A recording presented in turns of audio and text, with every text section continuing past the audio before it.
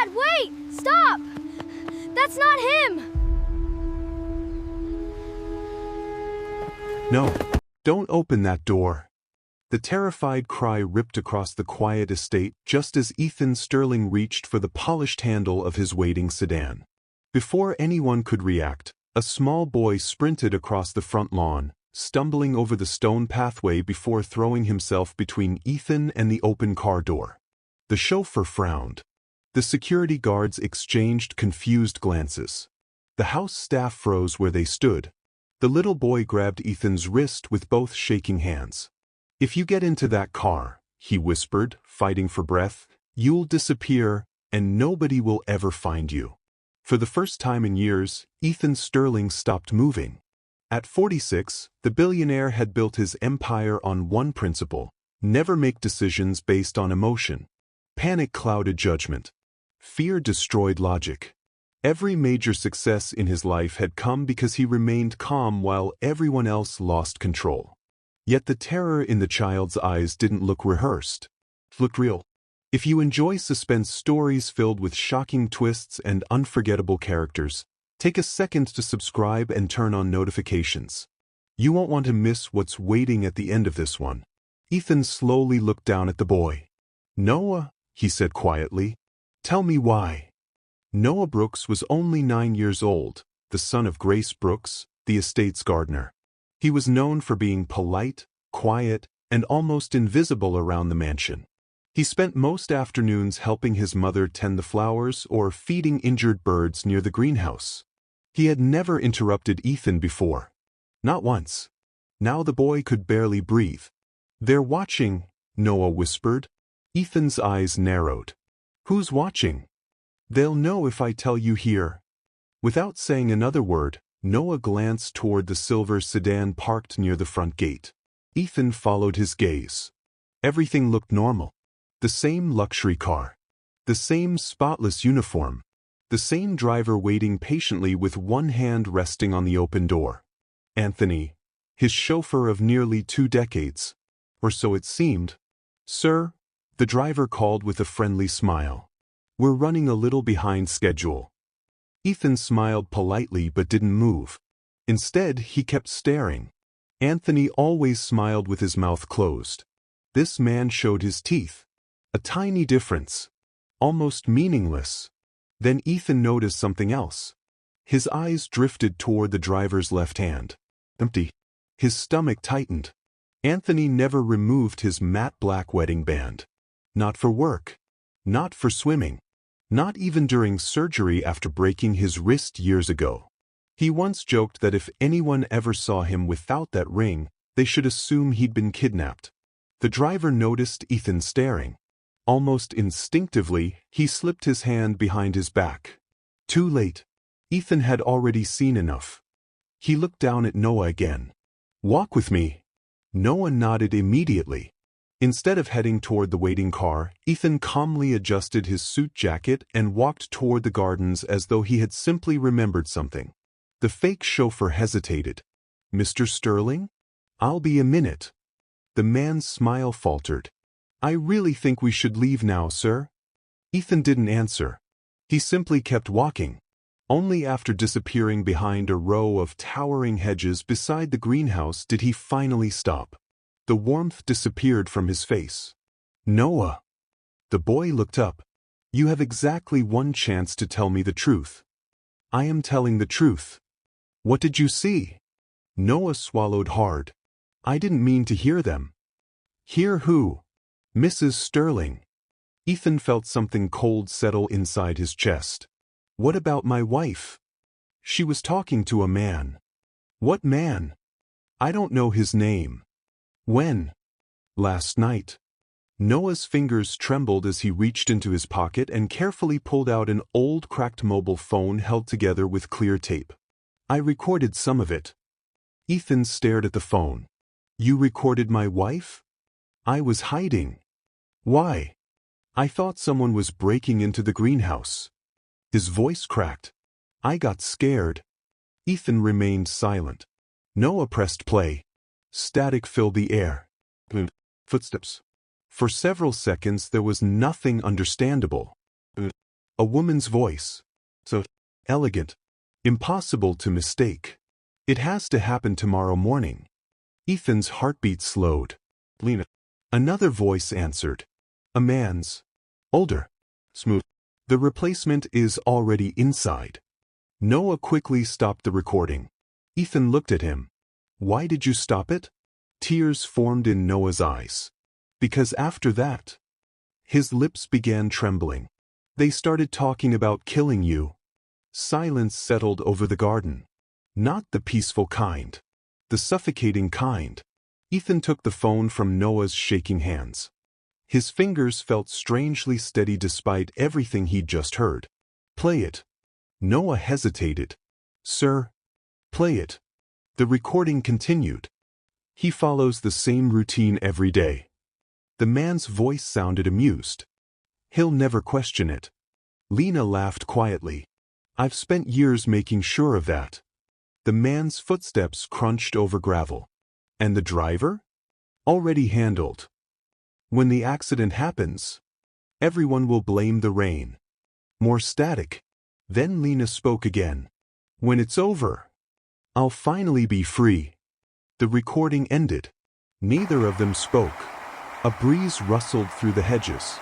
Somewhere across the estate, a lawn mower started. Ordinary sounds. An ordinary morning. Nothing felt ordinary anymore. Ethan slowly handed the phone back. Has anyone else heard this? No. Not even your mother? Noah shook his head. I was scared. You were right to be. The boy stared at him. Are you angry? Ethan blinked. Angry? That I listened. For the first time that morning, Ethan's expression softened. No. He knelt until they were eye level. I'm grateful. Noah looked confused. I don't understand. You might have just saved my life. The boy's eyes filled with tears again. I thought maybe nobody would believe me.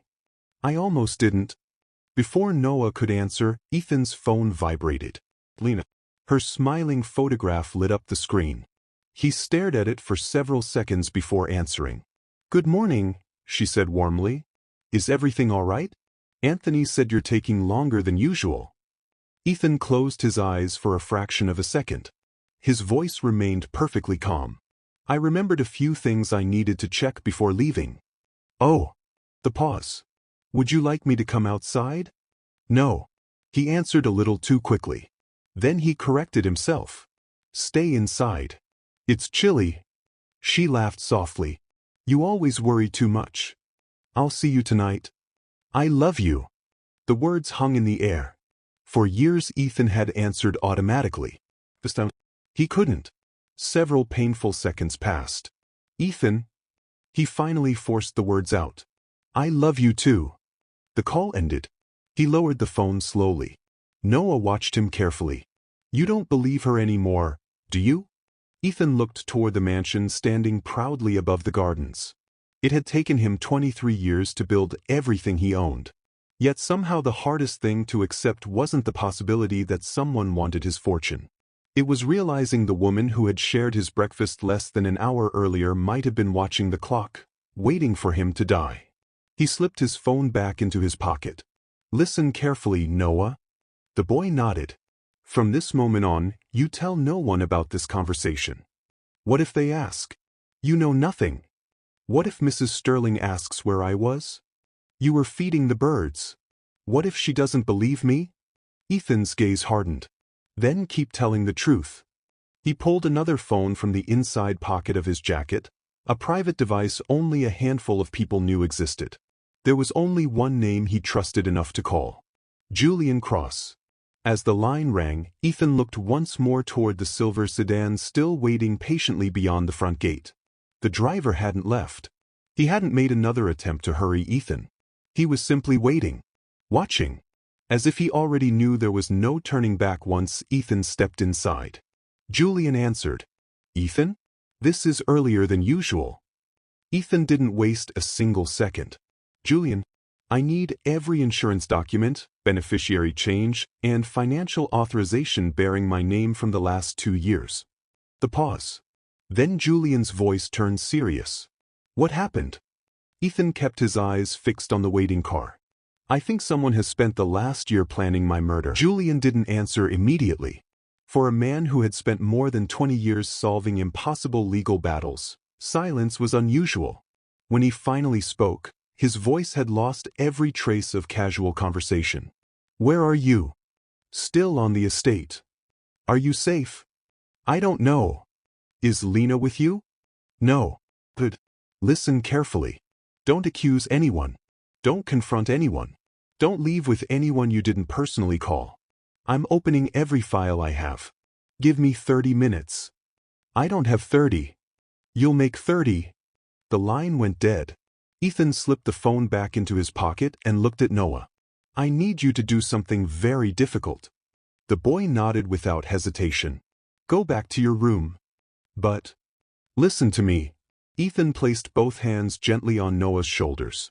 Act exactly the way you normally would. What if they ask why I was outside? You wanted to feed the birds. What if they ask why I was talking to you? You weren't. Noah frowned. But that's not true. It will keep you alive. The words landed harder than Ethan intended. The boy's face turned pale. I'm in danger too?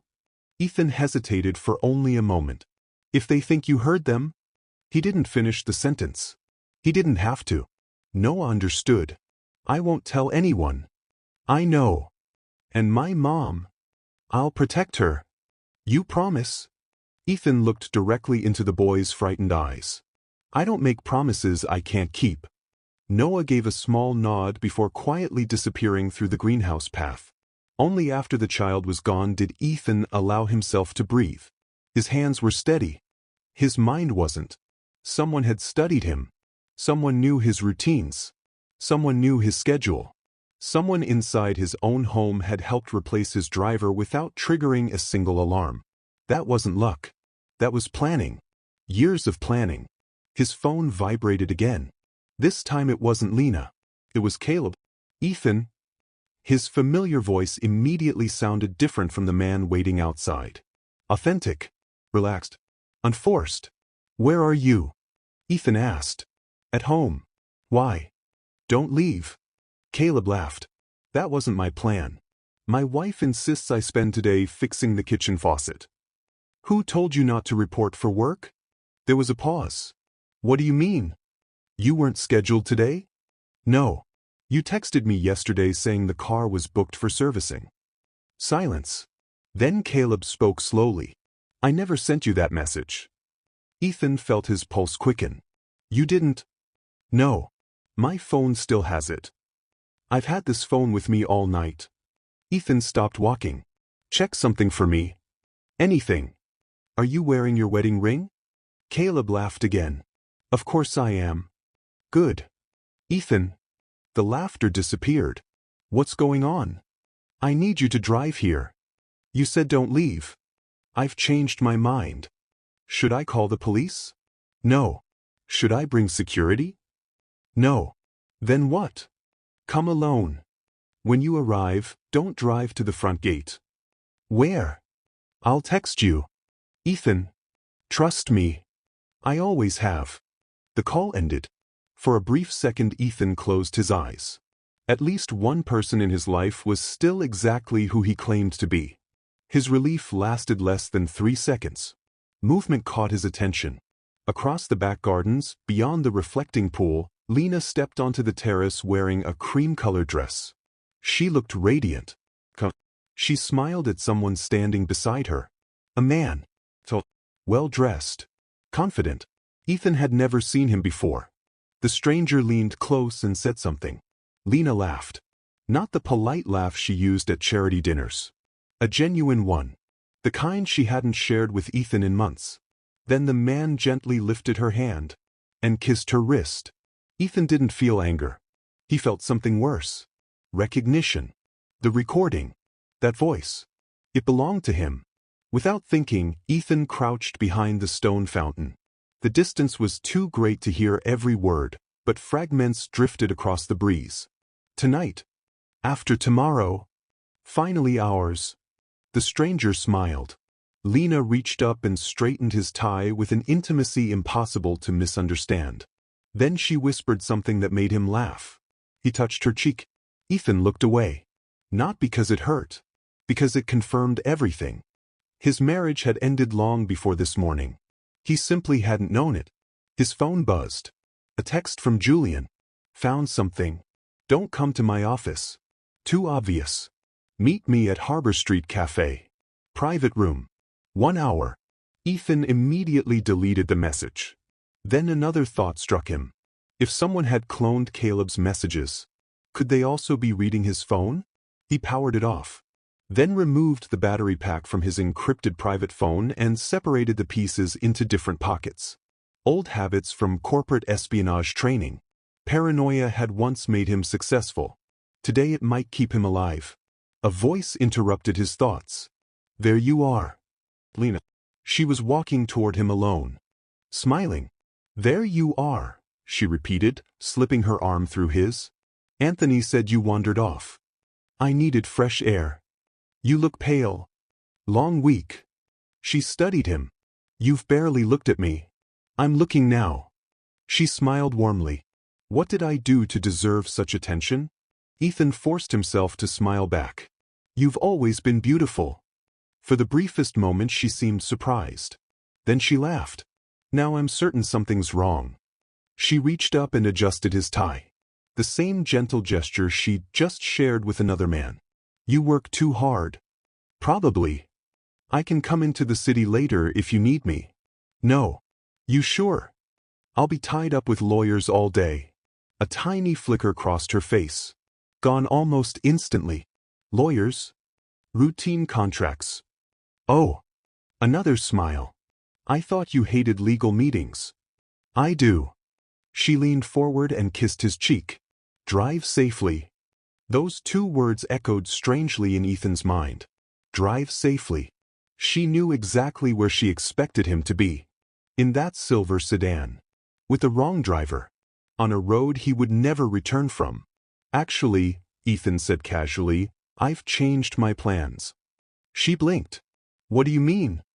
I'm thinking of taking the train. The train? I haven't used one in years. She laughed nervously. Don't be ridiculous. Why? It's inconvenient. So I've heard. I mean, she quickly recovered. You'll lose half your day. I'll decide in the next few minutes. Something changed in her eyes. Not fear. Calculation. She kissed him once more before walking back toward the house. But this time, she looked over her shoulder twice. She was worried. Let her be. 10 minutes later, Ethan slipped through the estate's side service gate. A dark blue SUV rolled quietly to the curb. Caleb was behind the wheel. The moment Ethan opened the passenger door, Caleb locked every door automatically and pulled away without a word. Only after they were 3 streets from the mansion did he finally speak. Tell me everything. Ethan did. Every word. No interruptions. No exaggeration. When he finished, Caleb's hands tightened around the steering wheel. I've driven you for 18 years. I know. I've taken your children to school. I know. I carried your father to the hospital the night he died. I remember. If somebody thinks I'm going to stand by while they try to kill you. His jaw clenched. They've picked the wrong man. For the first time that morning, Ethan smiled. I was hoping you'd say that. Caleb glanced at him. So what's the plan? We don't run. We fight. We learn. Before Caleb could answer, he checked the rearview mirror. His expression hardened. We've got company. Ethan turned carefully. 2 vehicles. A black SUV. A gray sedan. Neither had been behind them moments earlier. Neither attempted to pass. Neither dropped back. They're following us, Caleb said quietly. You sure? I've been driving defensive routes since before GPS existed. He took 3 unexpected turns. The vehicles copied all 3. No hesitation. No mistakes. Caleb's voice became almost a whisper. They know exactly where we're going. Ethan looked out the rear window, his mind racing. The conspiracy wasn't falling apart. It was adapting. And whoever was behind it had just made one thing terrifyingly clear. They weren't willing to let him disappear from their sight. The blue SUV moved through the city streets without stopping. Caleb didn't panic. That was the reason Ethan trusted him. Fear made people predictable. Caleb had spent 18 years protecting Ethan from angry investors, aggressive reporters, and dangerous situations most people never knew existed. But even he looked unsettled now. "They're not just following us," Caleb said. Ethan watched the vehicles through the reflection of the window. "What do you mean?" "They're guiding us." Ethan turned toward him. Caleb continued driving.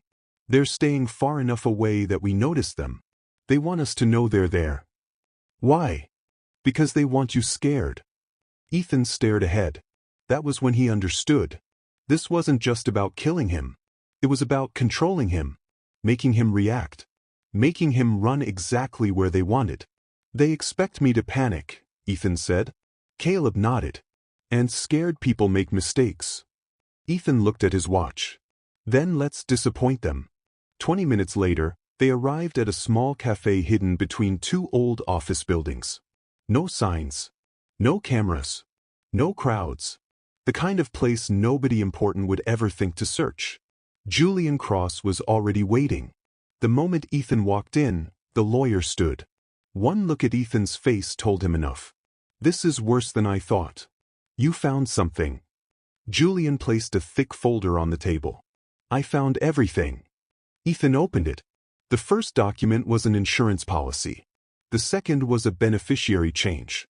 The third was a signature. His signature. Except it wasn't his. His eyes narrowed. "When?" 14 months ago. Ethan looked up. 14 months. Julian nodded. "Someone increased your life insurance coverage from $12 million to $35 million. The room felt suddenly smaller. "Who approved it?" "According to the documents." Julian paused. "You." Ethan slowly shook his head. "I never signed this." "I know." "How?" "Because I know your signature better than anyone alive." Julian pushed another paper forward. "The problem is whoever forged it knew that too." The signature wasn't a careless copy. It was nearly perfect. Professional. Prepared. "They changed the beneficiary," Julian continued. Ethan already knew the answer before hearing it. "Lena." Julian nodded. "Only Lena." A long silence followed. For a moment Ethan wasn't a billionaire. He wasn't a businessman. He was simply a man sitting across from proof that the person he loved had been planning his death. What else? Julian opened another folder. The accidental death clause was added. "What does that mean?" "If you died under specific circumstances, the company pays immediately." Ethan frowned. "And if it looked like an accident?" $35 million goes directly to her. The number didn't shock Ethan. The betrayal did. Julian leaned forward. "There's more." He pulled out a photograph. A man. Early 40s. Confident smile. "Who is this?" "His name is Victor Kane." "I don't know him." "That's because Victor Kane isn't his real name." Julian opened another file.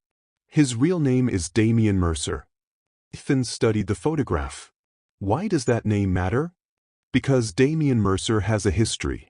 The lawyer slid another picture across the table. Different woman. Different city. Same man. 7 years ago, he was married to a woman named Claire Dawson. "What happened?" "She died during a hiking trip." Ethan stared. "Accident." That's what everyone thought. Julian opened another page. $3.6 million insurance payout. Another photograph. Another woman. 5 years ago, he was engaged to someone else. She broke off the engagement and filed a restraining order. Why? She told police she believed he was dangerous. Ethan looked up. Did anyone investigate? Not seriously. Why? Because Damien was always careful. Julian placed one final document on the table. 2 years later, he married another woman. Ethan already knew where this was going. She died too. Julian nodded. House fire. Insurance. $5 million. The cafe became silent. A man who changed identities. Women who died. Insurance payouts. And now Lena. $35 million. Ethan leaned back.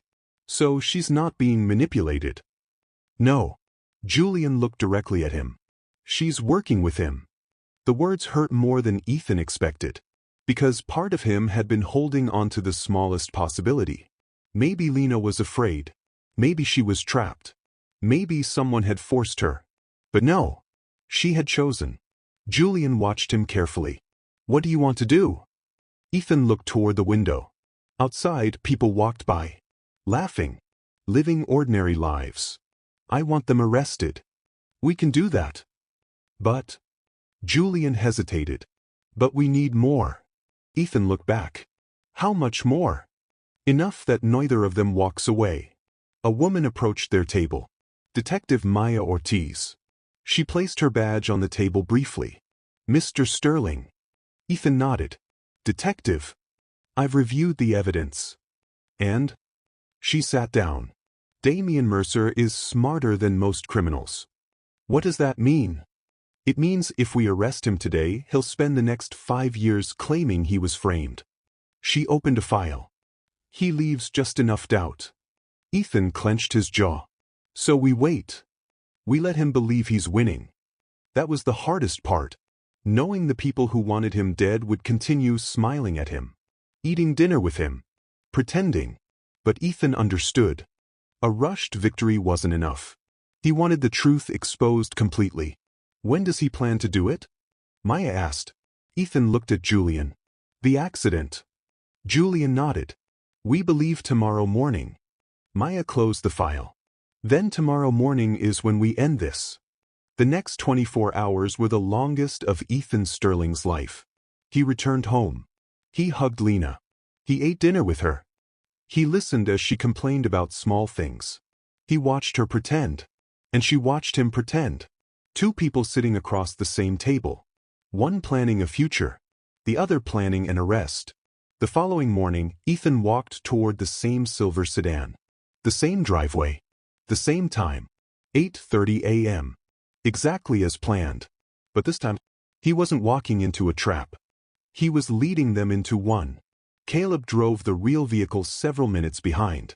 Police units followed from a distance. No sirens. No flashing lights. No mistakes. The road toward Blackwater Ridge was empty. Cold. Quiet. Exactly how Damian wanted it. Up ahead, a vehicle waited near the sharp turn. Ethan saw him. Damian Mercer. Disguised. Watching. Waiting. The man who had destroyed lives for money. The man who believed Ethan Sterling would become another name on his list. Then 2 black SUVs appeared. One behind him. One ahead. Damian froze. The confidence disappeared from his face. Detective Maya stepped out. Damian Mercer. He stared. You have no idea what you're doing. Maya smiled slightly. Actually, we do. Officers surrounded him. His eyes moved toward the road. Then toward Ethan. And finally, he understood. The entire accident had been a performance. Except he wasn't the director. He was the target. Back at the mansion, Lena was arrested quietly. No screaming. No dramatic escape. She simply looked at Ethan when she saw him arrive. For several seconds, neither spoke. Finally, she whispered, Damian told me we would have more time. Ethan stared at the woman he once planned to grow old with. You knew. Her eyes filled. I thought I was choosing a better life. No. Ethan shook his head. You were choosing someone else's destruction. Months later, the mansion felt different. Not bigger. Not more expensive. Different. Warmer. Ethan moved out of the massive master bedroom and chose a smaller room overlooking the gardens. He promoted Caleb. He helped Grace and Noah move into a better home on the property.